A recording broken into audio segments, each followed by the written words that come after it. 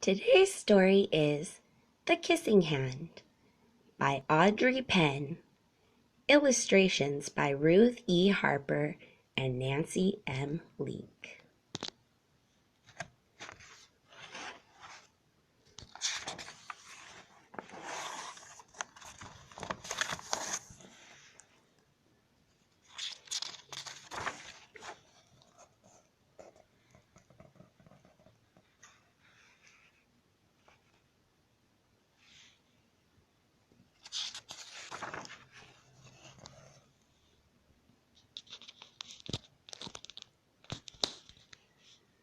Chester Raccoon stood at the edge of the forest and cried.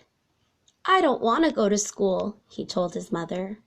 "I want to stay home with you. I want to play with my friends and play with my toys and read my books and swing on my swing. Please, may I stay home with you?"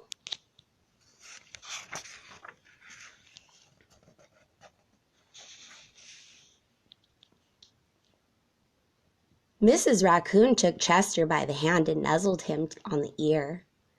"Sometimes we all have to do things we don't want to," she told him gently, "even if they seem strange and scary at first.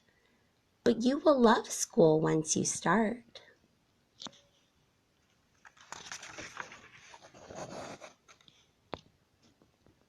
You'll make new friends and play with new toys, read new books, and swing on new swings.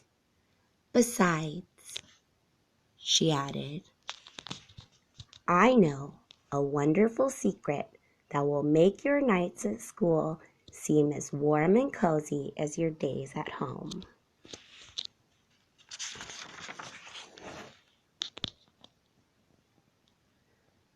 Chester wiped away his tears and looked interested.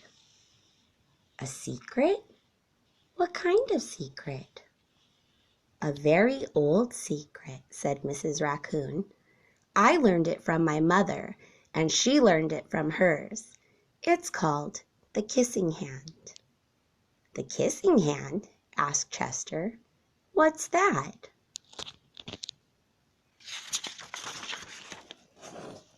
"I'll show you." Mrs. Raccoon took Chester's left hand and spread open his tiny fingers into a fan. Leaning forward, she kissed Chester right in the middle of his palm. Chester felt his mother's kiss rush from his hand, up his arm, and into his heart. Even his silky black mask tingled with special warmth.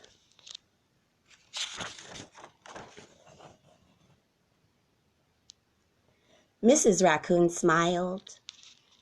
"Now," she told Chester, "whenever you feel lonely and need a little loving from home, just press your hand to your cheek and think, 'Mommy loves you, Mommy loves you,' and that very kiss will jump to your face and fill you with toasty warm thoughts."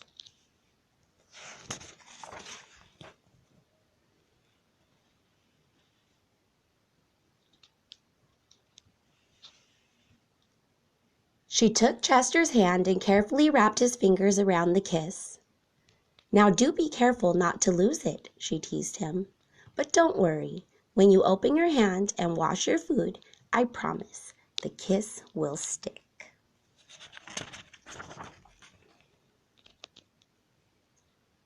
Chester loved his kissing hand. Now he knew his mother's love would go with him wherever he went, even to school.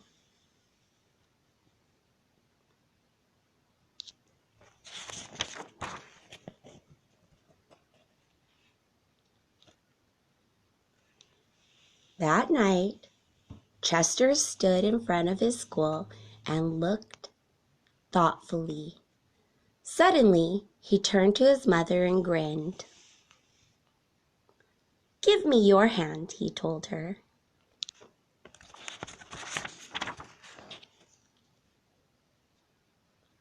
Chester took his mother's hand in his own and unfolded her large, familiar fingers into a fan. Next, he leaned forward and kissed the center of her hand.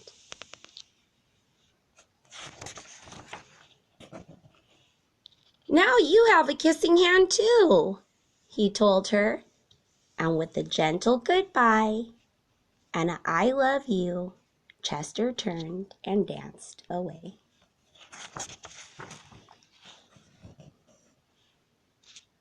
Mrs. Raccoon watched Chester scamper across the tree limb and enter school.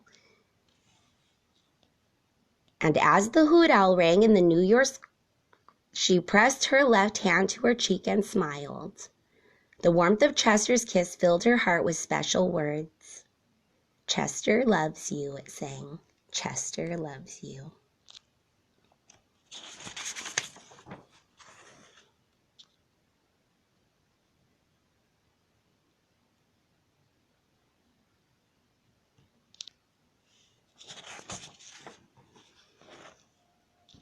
And I love you. The end. I hope you liked our story today.